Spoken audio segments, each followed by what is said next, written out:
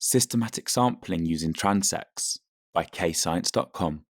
We're going to investigate the effect of light intensity on the distribution of plants away from the tree. So you firstly lay the belt transect away from the tree. The belt transect in this case is a measuring tape. You now lay the quadrat at the first point on the belt transect at 0 meters away from where you are measuring. You now measure your abiotic factor, in this case light intensity. So we've got a light intensity of 10, and we count the number of flowers inside the quadrat at this point. In this case, there are 8 flowers. You then lay your quadrat at regular intervals, in this case every 2 meters. So we now lay the quadrat 1 meter away from the previous one. We then measure the abiotic factor, which is light intensity. In this case, we have a light intensity of 20. Then count the total number of flowers in the quadrat. In this case, there are 15 flowers.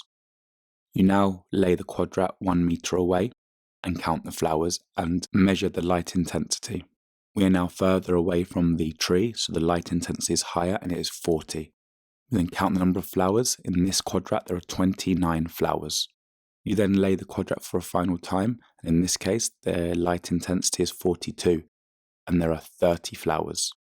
So the method for using a belt transect, which is systematic sampling, is as follows. You lay the belt transect, which is a measuring tape. Then you systematically place the quadrat every 2 meters. It doesn't have to be every 2 meters, just in this example I've done that. It has to be a regular interval. You then measure the abiotic factor. In this case, it was light intensity. Then count the number of organisms in each quadrat.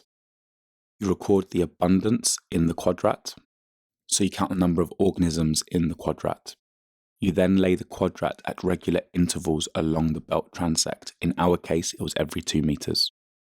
You can then make a conclusion based on your results.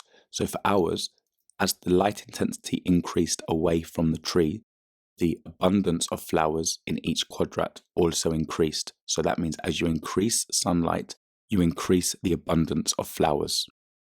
But it's very important to remember there are other abiotic factors that could be affecting the abundance of flowers, such as temperature of the soil, pH of the soil, water moisture in the soil, or even the mineral content of the soil.